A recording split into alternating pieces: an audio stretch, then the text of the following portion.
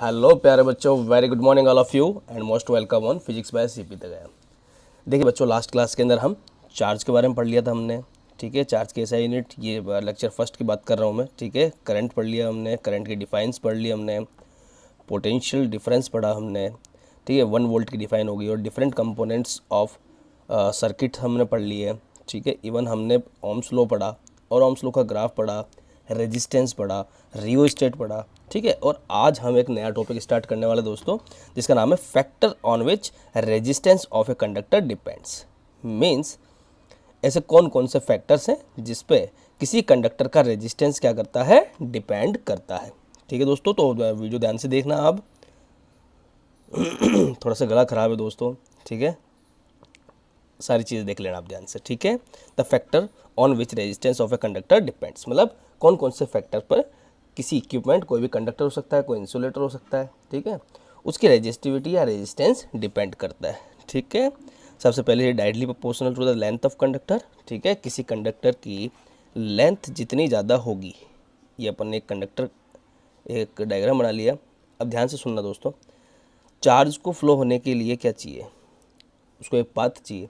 जितना लंबा पाथ होगा उसका रेजिस्टेंस उतना कम होगा या ज़्यादा होगा।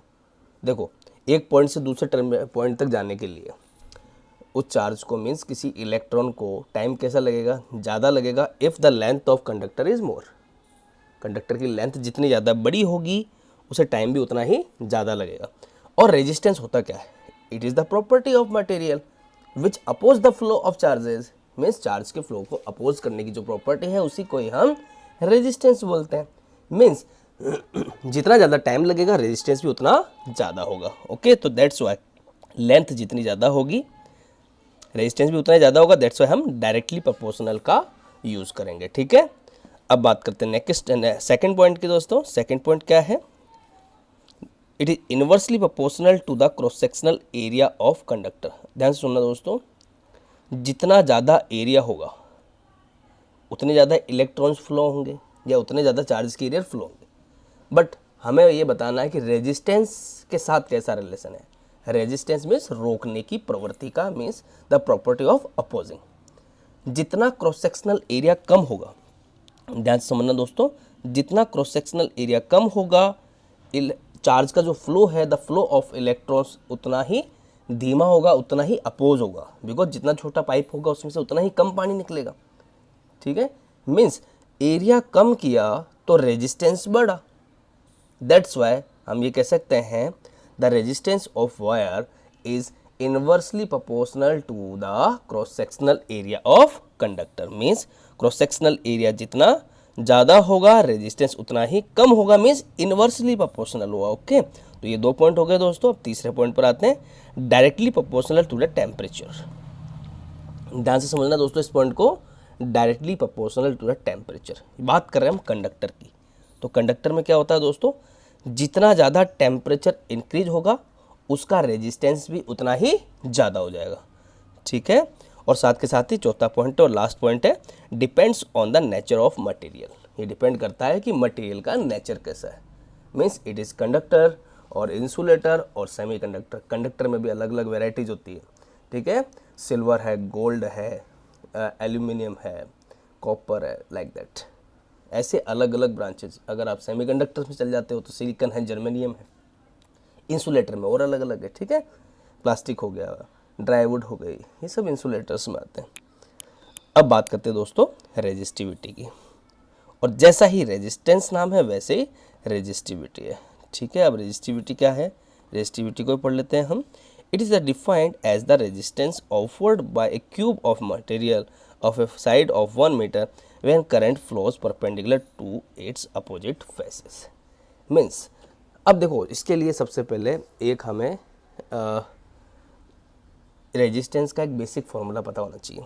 देखिए, तो रेजिस्टेंस जिन फैक्टर्स पर डिपेंड करता है, सिर्फ एक टेम्परेचर को छोड़कर। ठीक है, 4 में से 3 पॉइंट काम में आएंगे, तो इसका एक फॉर्मूला बनता है। ठीक है, देखिए, फर्स्ट है directly proportional to the length, तो R directly proportional to L.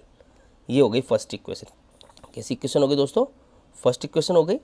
ऐसे ही दूसरी हो जाएगी, क्रॉस सेक्शनल एरिया से इन्वर्सली प्रोपोर्शनल के लिए 1 के अपॉन में आ जाएगा वो, R is inversely proportional to cross sectional area. अब इक्वेशन 1 और इक्वेशन 2, ये इक्वेशन 1 हो गई और नीचे वाली इक्वेशन 2 हो गई, दोनों को कंबाइन कर दो, then you will get the formula of resistance.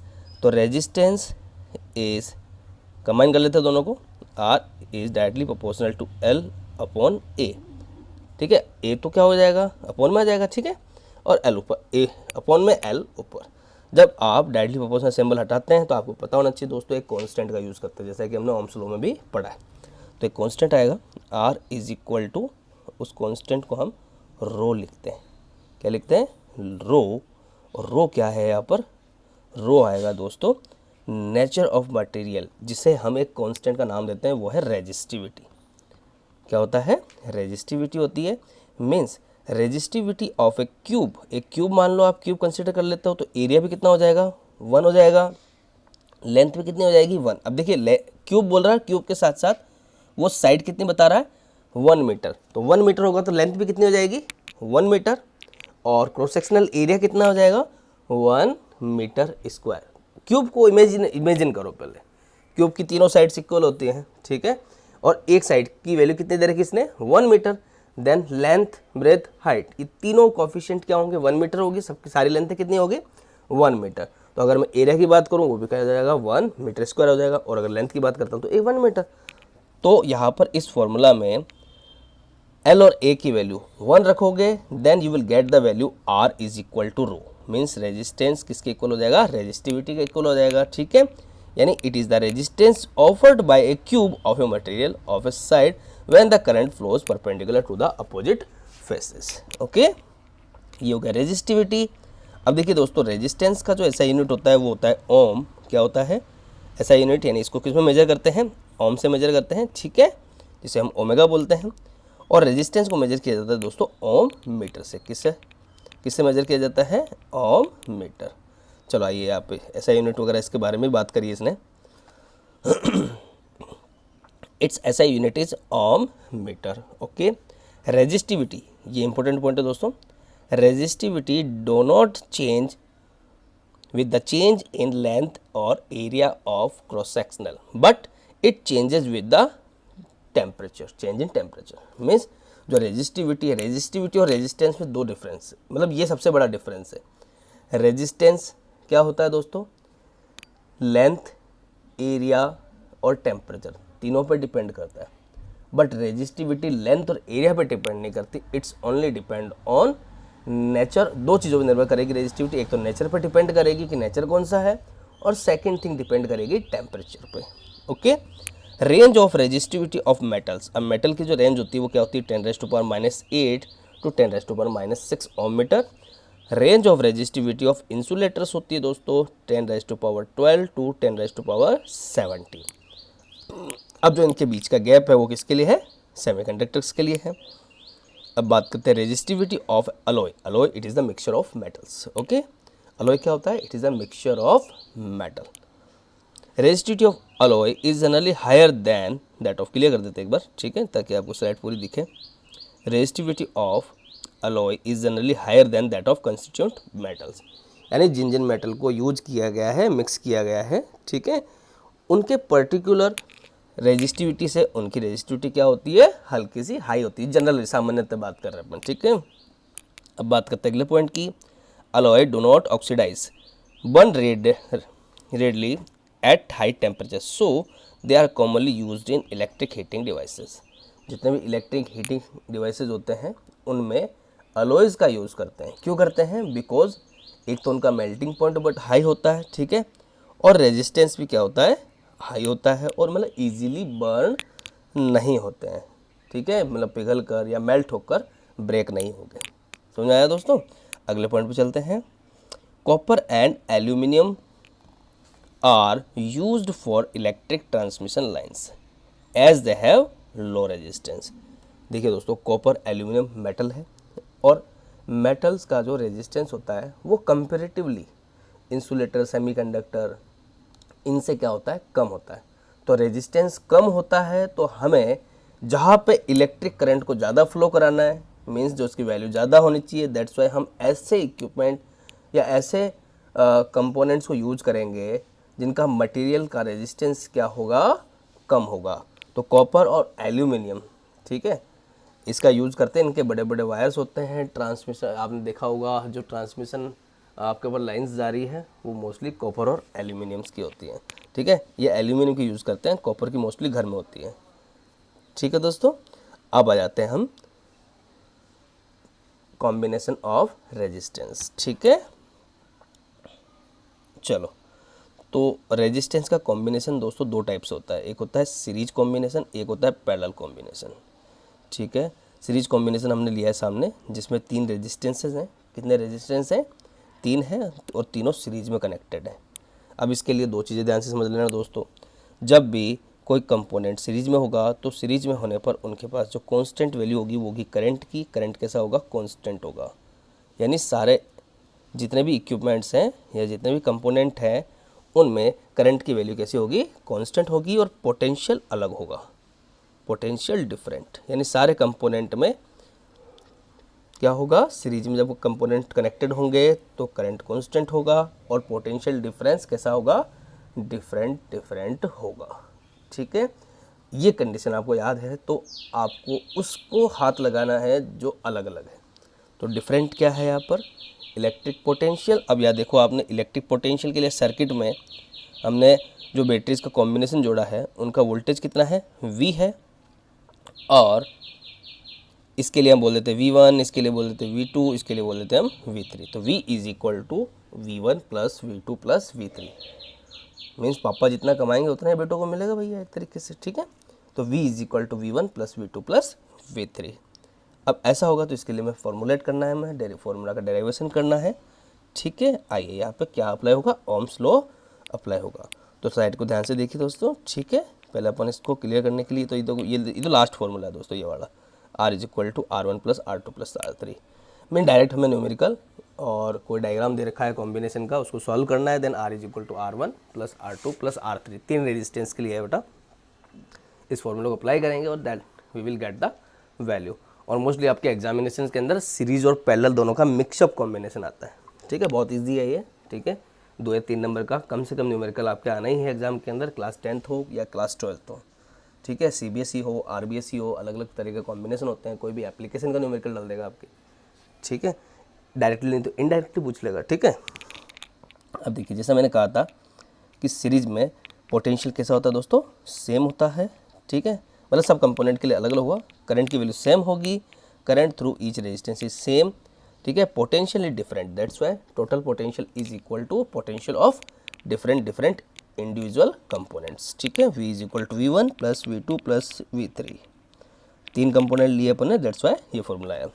Because हम जानते हैं V इज इक्वल टू क्या होता है दोस्तों? IR होता है। यानी V की जगह पर आपको क्या रखना है? IR रखना है, ठीक है।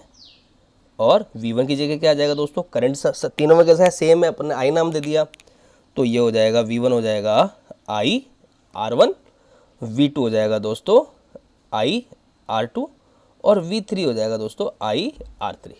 लास्ट वाली इक्वेशन में हम इसको पुट कर देते हैं। V is equal to IR1 plus IR2 plus IR3। V की वैल्यू क्या है? IR। अब देखिए ऊपर वाले कंपोनेंट ये जो आपका RHS है, RHS में करंट को हम क्या ले लेंगे? कॉमन ले लेंगे। I को कॉमन ले लिया, then we will get the value I इधर, ठीक है। I को जैसे कॉमन लिया, यहाँ से भी कॉमन निकल गया, यहाँ तो वैसे ही I है, I से I कैंसिल हो जाएगा, I से I क्या हो जाएगा? कैंसिल। और कैंसिल होने के बाद जो हमारे को फॉर्मूला मिलेगा वो क्या मिलेगा? R is equal to R1 plus R2 plus R3। तो ये सीरीज कॉम्बिनेशन के लिए आपके रेजिस्टेंस का डेरिवेशन है, ठीक है दोस्तों। अब हम बात करें, एक छोटी सी चीज़ और पढ़ लो। अगर यहाँ पे n रेजिस्टेंस हो, कितने रेजिस्टेंस हो? n रेजिस्टेंस हो, और वो सब सीरीज में कनेक्टेड हो, देन फॉर्मूला क्या हो जाएगा? R is equal to R1। ये ऐसे करते करते सारे रेजिस्टेंस ऐड हो जाएंगे, R n तक वैल्यूज़ ऐड हो जाएगी, ठीक है। चलो अगले पॉइंट पर आते हैं हम। अब बात करेंगे हम पैरेलल कॉम्बिनेशन की। अब देखिए दोस्तों, पैरेलल कॉम्बिनेशन में क्या है? आपके 3 रेजिस्टेंस लिए हैं, तीनों रेजिस्टेंस कैसे हैं? पैरेलल है, ठीक है। ये इस टाइप का जो स्ट्रक्चर दिख रहा है इसको पैरेलल कॉम्बिनेशन बोलते हैं। क्या बोलते हैं? पैरेलल कॉम्बिनेशन, ठीक है। अब इसको एक पोटेंशियल सोर्स से जोड़ लिया, एक बैटरी से जोड़ लिया, जिसका वोल्टेज कितना है? V है। अब देखिए दोस्तों, यहाँ पे इस केस के अंदर क्या होता है, voltage across the each resistance is same, क्योंकि इसके सारे टर्मिनल वी से जुड़ेंगे। ध्यान से देखोगे तो R1 का दोनों टर्मिनल भी किससे जुड़ रहे हैं, वी से जुड़ रहे हैं। ऐसे R2 के दोनों टर्मिनल भी किससे जुड़ रहे हैं, वी से। मीन्स सबको इलेक्ट्रिक पोटेंशियल कैसा मिल रहा है, सेम मिल रहा है। यानी तीनों को इलेक्ट्रिक पोटेंशियल कैसा मिला, सेम मिला। That's why potential difference same होगा और करंट कैसा होगा, डिफरेंट होगा। और जो वैल्यू डिफरेंट होती है हमें उसे ही डेरिवेशन के लिए यूज़ करना। तो डिफरेंट क्या है, करंट की वैल्यू तीनों में डिफरेंट होगी। तीनों को नाम दे देते हैं। R1 में करंट I1 हो जाएगा, R2 में करंट I2 हो जाएगा और R3 में करंट जितना फ्लो होगा उसको हम बोल देंगे I3 और नेट करंट को हम क्या बोलेंगे, I बोलेंगे।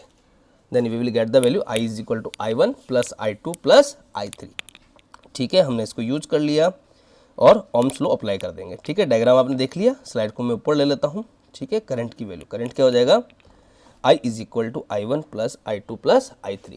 बिकॉज हमने ओम्स लॉ पढ़ा है दोस्तों, क्या होता है, V is equal to IR।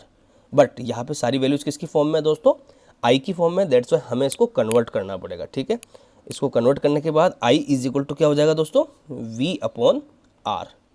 अब ये काम में आएगा हमारे। ठीक है, तो I हो जाएगा V अपॉन R, I1 हो जाएगा V अपॉन R1, I2 हो जाएगा V अपॉन R2, I3 हो जाएगा V अपॉन R3। ठीक है, तीनों सबकी वैल्यूज पुट कर दी हमने। और ध्यान से देखते हो तो क्या चीज़ कांस्टेंट होगी यहाँ पे, सब में कॉमन क्या दिख रहा है आपको, V कॉमन दिखाई दे रहा है। That's why V will be cancel out. Okay, then V जैसे कैंसिल हो जाएगा दोस्तों, then we will get the value 1 upon R P। इसके लिए पैरेलल के लिए अपन इंडिकेट कर देते हैं, is equal to 1 upon R1 plus 1 upon R2 plus 1 upon R3। Okay दोस्तों, अब देखिए यहाँ पे हम बात कर लेते हैं पैरेलल कॉम्बिनेशन और सीरीज कॉम्बिनेशन दोनों में क्या क्या एडवांटेज है। ठीक है, पैरेलल कॉम्बिनेशन का एडवांटेज होता है ओवर द सीरीज कॉम्बिनेशन। क्या क्या है, सबसे पहली चीज़ जो आपके इन द सीरीज सर्किट, ठीक है, व्हेन वन कंपोनेंट फेल्स, कोई भी एक कंपोनेंट फेल हो जाएगा, then the circuit is broken and none of the component work. Series में जुड़े हैं दोस्तों, ठीक है, और सीरीज में एक जगह से वायर ब्रेक हो जाता है तो जितने भी कंपोनेंट सीरीज में जुड़े हैं वो सब क्या हो जाएंगे, फेल हो जाएंगे, उनमें करंट फ्लो होना बंद हो जाएगा, तो इट इज़ द लॉस। ठीक है, जबकि पैरेलल कॉम्बिनेशन में ऐसा नहीं होता है। पैरेलल कॉम्बिनेशन में जैसे तीन कंपोनेंट लिए, तीनों के वायर अलग अलग हैं, तीनों की कीज़ अलग अलग है, कोई भी एक अगर कंपोनेंट शॉर्ट सर्किट होता है या कोई भी एक वायर ब्रेक होता है तो बाकी दोनों कंपोनेंट्स पे या बाकी दोनों इंस्ट्रूमेंट्स पे कोई भी इफेक्ट नहीं पड़ेगा। It is the advantage. और बात करें दोस्तों, different appliances have different requirement of the current, this can not be satisfied in series as current remain constant. अब देखिए दोस्तों, सीरीज में क्या होता है, सबके लिए करंट की वैल्यू सेम होती है। मीन्स घोड़ा, गधा, बिल्ली, सबके लिए एक जितना खाना है। कहने का मतलब सबके लिए आप 3 रोटी रख रहे हो, सबके लिए 3 रोटी, कैसे होगा यार, बैलेंस ही सेट नहीं हुआ। चलो बिल्ली 3 खा जाएगी, ठीक है। ऊँट की बात करें तो, घोड़े की बात करें तो, मतलब जो बड़े कंपोनेंट्स होंगे या बड़े इंस्ट्रूमेंट्स होंगे उनके लिए करंट भी कैसा होना चाहिए, ज़्यादा होना चाहिए। बट सीरीज कॉम्बिनेशन में तो करंट की वैल्यू क्या आ रही है, सेम आती है। दैट्स वाई हम पैरेलल कॉम्बिनेशन में यूज करते हैं। और पैरेलल कॉम्बिनेशन में क्या होता है, कंपोनेंट के हिसाब से अलग अलग करंट की वैल्यू होती है। Okay, it is the advantage of parallel combination over series combination of resistance. ठीक है, अगले पॉइंट पर आ जाते हैं। The total resistance in parallel circuit is decrease. सबसे बड़ा एडवांटेज है, जब हम पैरेलल कॉम्बिनेशन करते हैं तो आपने फॉर्मूला देखा 1/R की फॉर्म में आ रहा है। दैट्स वाई जब इसको सॉल्व करोगे तो एक तो आ रहा है सीरीज कॉम्बिनेशन के 1/R1 plus R2 plus R3। ठीक है, ऐसा है। ठीक है, फॉर एग्जांपल अब हम ले लेते हैं यहाँ पर, अगर रेजिस्टेंस तीनों 1 1 1 हो तो नेट रेजिस्टेंस कितना होगा, 1 + 1 + 1, ये हो जाएगा 3 ओम। ठीक है, ये तो सीरीज कॉम्बिनेशन के अंदर। और पैरेलल कॉम्बिनेशन के अंदर इसको सॉल्व करते हो तो ये हो जाएगा 1 + 1 + 1 + 1 + 1 1/1 मीन्स अपॉन में सबके 1 आ जाएगा। ठीक है, then 1/RP is equal to हो जाएगा 1, ये हो जाएगा एक तरीके से 3 हो गया दोस्तों। ठीक है, अब ये 1/R की वैल्यू है 3, रेजिस्टेंस क्या होगा 1/3 होगा दोस्तों, इन्वर्स हो जाएगा। तो R इज इक्वल टू क्या हो गया, पैरेलल कॉम्बिनेशन के अंदर 1/3। तो आप खुद ही देख लो दोस्तों, पैरेलल कॉम्बिनेशन में रेजिस्टेंस की वैल्यू क्या हो जाती है, कम हो जाती है। तो पॉइंट अच्छे समझ में आएगा दोस्तों। ठीक है, अगले लेक्चर के अंदर अपन पैरेलल और सीरीज कॉम्बिनेशन के डिफरेंट न्यूमेरिकल्स पढ़ेंगे हम, ठीक है। Heating effect of electric current पढ़ेंगे, H is equal to I square R, ठीक है। जूल्स लॉ पढ़ेंगे हम, ओके दोस्तों। और जो व्यूअर्स नए हैं चैनल पर, चैनल सब्सक्राइब कर लीजिए। रेगुलर हमारा शेड्यूल फिक्स है, अर्ली मॉर्निंग 9 o'clock हम हिंदी मीडियम फिजिक्स पढ़ते हैं, ठीक है। और अर्ली मॉर्निंग 10 o'clock हम पढ़ते हैं इंग्लिश मीडियम फिजिक्स। और शाम को हमारे मैथ के लेक्चर या पर्टिकुलर फिजिक्स के लेक्चर, कोई से भी लेक्चर शाम को 6 बजे अपलोड होते हैं दोस्तों, ठीक है, जो सबके लिए कॉमनली यूज होते हैं। और मैथमेटिक्स के लेक्चर भी अब पोस्ट करेंगे दोस्तों, बस वही है, थोड़ा बहुत टाइम का इशू है, ठीक है। क्योंकि एडिटिंग वगैरह सारी चीज़ों में बहुत टाइम लगता है दोस्तों, अपलोडिंग में भी टाइम लगता है। Thank you so much, take care.